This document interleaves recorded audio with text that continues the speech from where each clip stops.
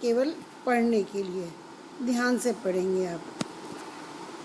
12 वर्षीय राजू अपने परिवार के साथ कुछ ही दिन पहले दिल्ली शहर के अपने नए मकान में आया था। वह पहले एक छोटे से शहर में रहता था।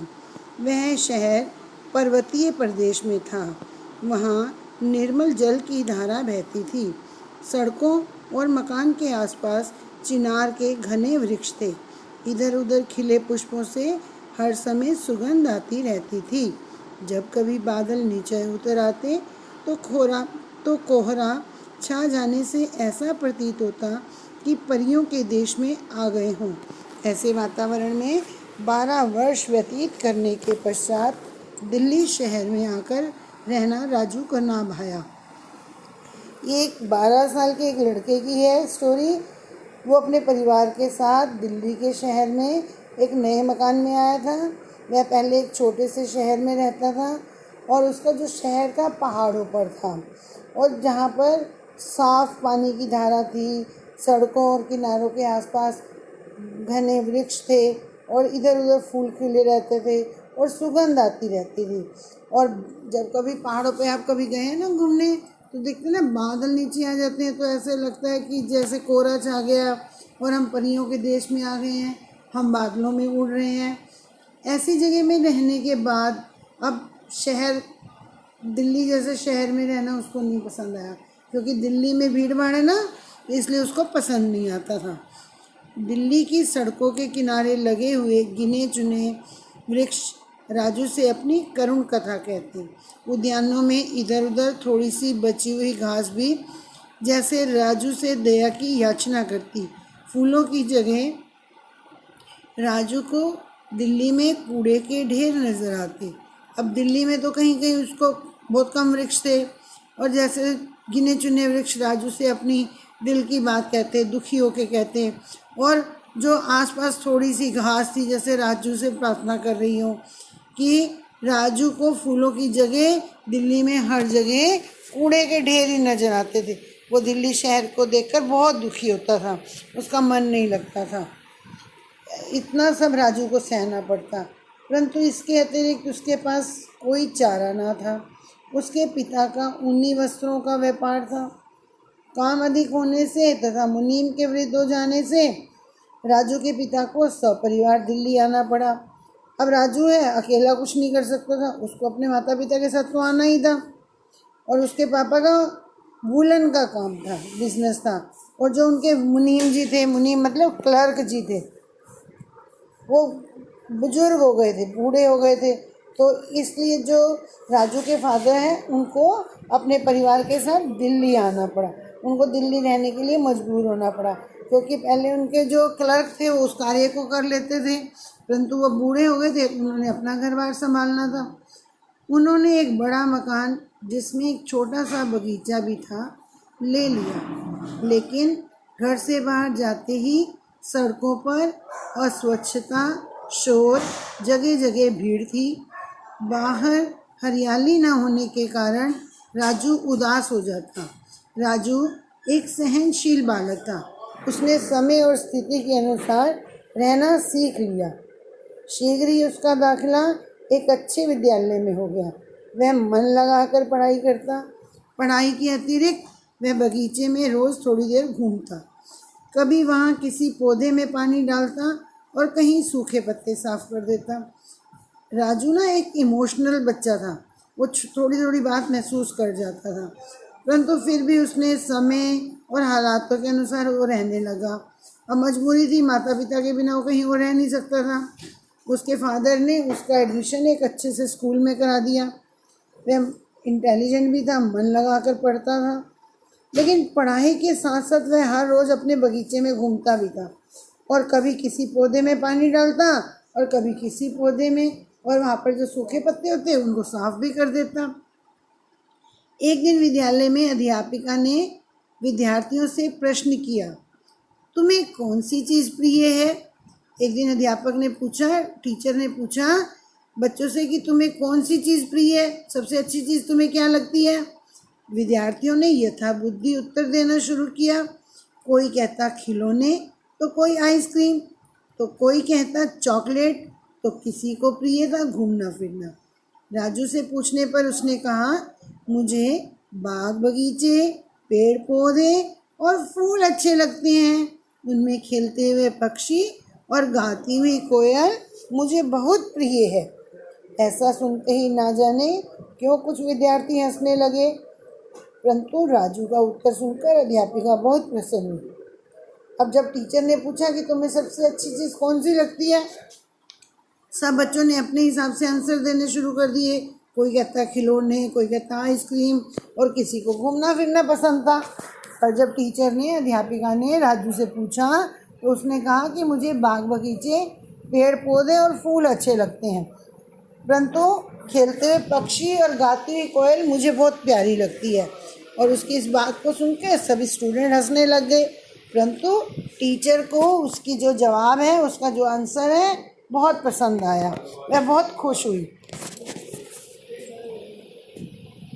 रात को सोने से पहले भी वह अपने सहपाठियों के हंसने के विषय में सोचता रहा। थका होने से शीघ्र ही उसे नींद आ गई।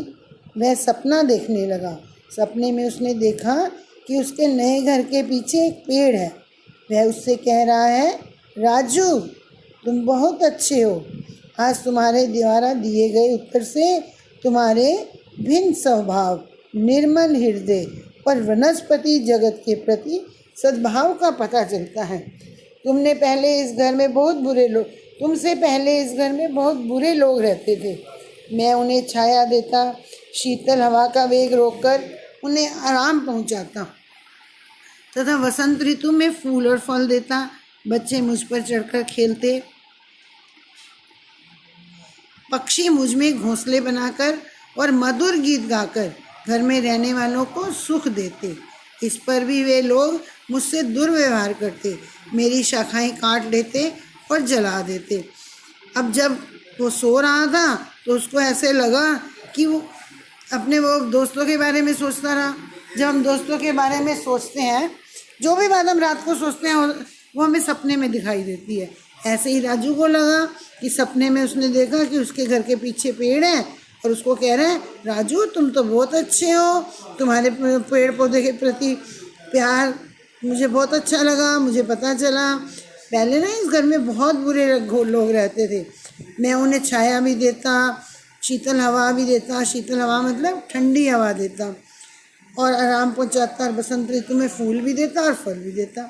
बच्चे मुझ पर चढ़कर खेलते, पक्षी मुझ में घोंसले बनाकर रहते, और मैं घर में रहने वाले सबको सुख देता। पर फिर भी ये सब लोग जो रहते थे मेरे से बहुत बुरा व्यवहार करते और मेरी शाखाएं काट लेते और जला देते। फूलों को पैरों तले रोन देते, जिससे मुझे बहुत दुख पहुंचता।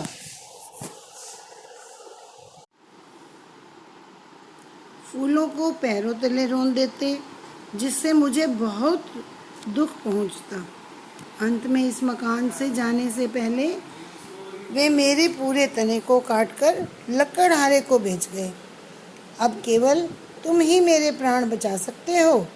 यदि तुम रोज़ मेरे कटे हुए तने को चारों ओर से पानी से सींचोगे तो मैं फिर से हरा भरा हो जाऊंगा। मेरी यह तुमसे प्रार्थना है। राजू को लगा कि वो पेड़ उससे कह रहा है कि वो फूलों को भी मैं अपने पैरों से मसल देते थे और जिससे मेरे को बहुत दुख होता। और जब वो मकान छोड़ के जा रहे थे तो उन्होंने क्या किया, इस सारे पेड़ की शाखाओं को काट के उसको एक लकड़हारे को बेच दिया। अब मैं बिल्कुल निष्प्राण पड़ा हूँ, मेरे में जीवन मात्र नहीं है और तुम ही मेरे जीवन बचा सकते हो। यदि तुम मेरे कटे हुए तने को चारों ओर से पानी से सींचोगे, यदि तुम मेरे तने में पानी डालोगे, मुझे पानी दोगे, तो शायद मैं फिर से हरा भरा हो जाऊंगा। यही मेरी तुमसे रिक्वेस्ट है, प्रार्थना है। प्रातः राजू उठकर अपने घर के पीछे गया। यह क्या, घर के पीछे थोड़ी दूरी पर ही एक कटे हुए पेड़ का तना था। यह देखते ही राजू के कान में सपने वाले पेड़ की आवाज़ गूंज उठी। उस पेड़ की प्रार्थना याद आ गई। राजू भागकर पानी का पाइप उठा लाया और नल खोलकर पानी से पेड़ के तने की सिंचाई की। यही नहीं, राजू ने अपने माली काका से कहकर तने के चारों ओर कुछ खाद भी डलवा दी। कुछ दिन व्यतीत होने पर पेड़ के तने में से सचमुच एक हरी भरी डॉल निकल आई। देखते ही देखते वह तना एक घना वृक्ष बन गया। बसंत ऋतु आई, बाग में बहार आ गई। राजू का जन्मदिन आने वाला था। अब वह 13 वर्ष का होने वाला था। जन्मदिन वाली सुबह राजू पेड़ में पानी डालने गया। यह क्या, वहाँ सुंदर पीले फूल लटक रहे थे। राजू खुशी से झूम उठा। उसने देखा कि पेड़ पर कई पक्षी भी बैठे थे। उनमें से कुछ चिड़िया चहचहा रही थी, मानो राजू को जन्मदिन की बधाई दे रही हो। राजू को अपने सुंदर कार्य का फल उसके जन्मदिन के उपहार के रूप में मिल गया था। सुबह जब राजू की नींद खुली, वह अपने घर के पीछे गया और देखता क्या है, अरे ये तो वही पेड़ कटा हुआ था, नए वाला पेड़ वाला है जो रात को मेरे सपने में आया था। फिर उस पेड़ को देखते ही उसको याद आया कि पेड़ मेरे से ना कोई प्रार्थना कर रहा था, और वो भाग के गया, पाइप ले आया और उसने पानी से पेड़ के तने की सिंचाई की, अर्थात पेड़ के अंदर पानी डाला, पेड़ों को पानी दिया, और उसने अपने माली काका से कहकर तने के चारों ओर खाद भी डलवा दी। सिर्फ पानी से ही पौधे नहीं इतने बड़े होते ना, उनको खाना पीना भी चाहिए। फिर कुछ दिन बीत गए। राजू ने देखा कि पेड़ के तने में सचमुच एक हरी भरी डाल निकल आई है। देखते ही देखते हुए पेड़ ना तना बहुत बड़ा वृक्ष बन गया। बसंत ऋतु आ गई, बाग में बहार आ गई। बहार आ गई मतलब बाग के अंदर हरी ठंडी ठंडी हवा चलने लगी। राजू का जन्मदिन भी आने वाला था। अब वो 13 वर्ष का हो गया था। जब वो आया था तो 12 वर्ष का था। साल हो गया, और जन्मदिन वाले सुबह राजू पेड़ में पानी डालने गया तो देखता क्या है कि वहाँ पर पीले पीले सुंदर फूल लटक रहे हैं।